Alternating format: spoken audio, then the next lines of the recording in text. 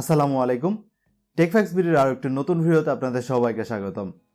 বন্ধুরা, আপনাদের কি 2008 সালের কথা মনে আছে, যখন অ্যান্ড্রয়েড তাদের ফার্স্ট অপারেটিং সিস্টেম 1.0 যে রিলিজ করেছিল? এবং ঠিক 2008 সালে কিন্তু আমাদের এই অ্যান্ড্রয়েডটা এত জনপ্রিয় ছিল না। ওই সময় নোকিয়া তাদের স্যামবেইন অপারেটিং সিস্টেম দিয়ে পুরো বাজার কাঁপিয়ে রেখেছিল। শুধু তাই না, নোকিয়া ওই সময় তাদের একটি নতুন কনসেপ্ট মোরফোন নামক অ্যানিমেশন রিলিজ করেছিল, যেখানে তারা দেখিয়েছিল যে ইন ফিউচার আমাদের স্মার্টফোন ইন্ডাস্ট্রিটা কেমন হবে, স্মার্টফোনগুলো কেমন হবে। সেখানে তারা দেখিয়েছিল কিভাবে আপনি একটি ফ্লেক্স যে ফোন, ফোল্ডেবল ফোন কীভাবে আপনি পাবেন। এবং তাদের ওই কনসেপ্ট আরও ছিল যে সেলফ রিচার্জ সিস্টেম, অর্থাৎ ফোন নিজে থেকে রিচার্জ হচ্ছে। কিন্তু সেই কনসেপ্টে কিন্তু নোকিয়া ফুলফিল করতে পারেনি। বাট আমরা 2019 সাল কি 20 সালের দিকে কিন্তু স্যামসাং দ্বারা সেই কনসেপ্টটিকে ফুলফিল হতে দেখেছি। আমরা 2019 বা 20 সালের সময় দেখেছি যে স্যামসাংয়ের ফোল্ড জেড নামক ফোন প্রথমে তারা রিলিজ করে, এবং এরপরে একের পর এক তারা বিভিন্ন ধরনের ফোল্ডেবল ফোন রিলিজ করতে থাকে।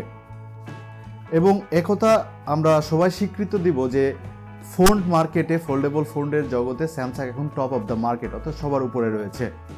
এবং রিসেন্টলি তারা তাদের এখন লস ভেগাসে একটা অনুষ্ঠিত টেকনোলজি শোতে তারা তাদের নতুন কনসেপ্ট বলবো, তারা এটা রিলিজই করতে যাচ্ছে। সেটি হচ্ছে আপনার ফ্লেক্স এস, ফ্লেক্স জি এবং ফ্লেক্স নোট নামক ডিসপ্লে, যেখানে আপনার যে ডিসপ্লেটি রয়েছে সেই ডিসপ্লেটিকে 3টি ভাঁজে সেটিকে আপনি বেন্ড করতে পারবেন, ভাঁজ করতে পারবেন।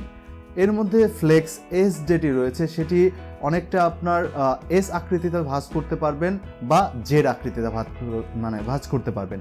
এবং এই এস যে কনসেপ্ট ডিসপ্লে, সেই ডিসপ্লেতে আপনি দুই সাইডে কিন্তু আপনার তাদের যে ডিসপ্লে রয়েছে সেই ডিসপ্লেতে আপনি কাজ করতে পারবেন। অর্থাৎ আপনার ফ্লেক্স এস এবং ফ্লেক্স জি যেটা রয়েছে সেটা শুধুমাত্র স্মার্টফোনের জন্য তারা লঞ্চ করতেছে, এবং ফ্লেক্স নোট সেটা তারা ল্যাপটপ কম্পিউটারের জন্য রিলিজ করতেছে। আমরা যে জি কনসেপ্ট যেটি দেখেছি, জি যে ফ্লেক্স ডিসপ্লেটি তারা রিলিজ করেছে, এটি অনেকটা হচ্ছে মানি ব্যাগের মতো। অর্থাৎ মানি ব্যাগে আমরা যেরকম 3 পার্টের মানি ব্যাগ যেটা আমরা যেরকম ভাঁজ করে থাকি, ওই ফ্লেক্স জিটা সেরকম আমরা 3 পার্টের মানি ব্যাগের মতো ভাঁজ করতে পারবো, এবং আমরা সহজে আমাদের পকেটে সেটিকে রাখতে পারবো।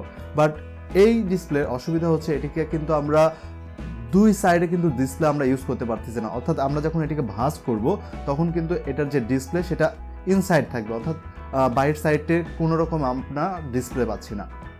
এবং ফ্লেক্স নোট সেটা মেনলি তাদের যে ডিসপ্লে আমরা যে এখন নতুন ল্যাপটপগুলো ব্যবহার করে এই ল্যাপটপে ইউজ করা হবে।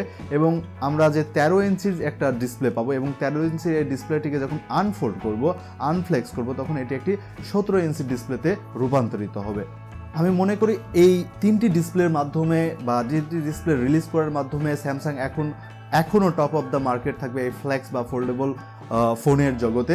আপনাদের কি ধারণা এই 3টি যে ডিভাইস বা 3টি যে ডিসপ্লে আসতেছে, এই ডিসপ্লে সম্পর্কে আপনাদের যদি কোনো মতামত থাকে, অথবা এই ভিডিওটি সম্পর্কে যদি আপনাদের কোনো কিছু জানার বা মন্তব্য থাকে, তাহলে অবশ্যই ভিডিওর কমেন্ট বক্সে কমেন্ট করতে ভুলবেন না। আর যারা এখনও আমাদের এই ভিডিওটিকে লাইক করেন তারা অবশ্যই ভিডিওটিকে লাইক দিতে ভুলবেন না। আর যারা এখনও আমাদের এই চ্যানেলটিকে সাবস্ক্রাইব করেন তারা অবশ্যই ভিডিওটি নিচ থেকে সাবস্ক্রাইব করে নিতে ভুলবেন না, এবং পাশের বেল বাটন দিতে প্রেস করতে ভুলবেন না। Thanks for watching.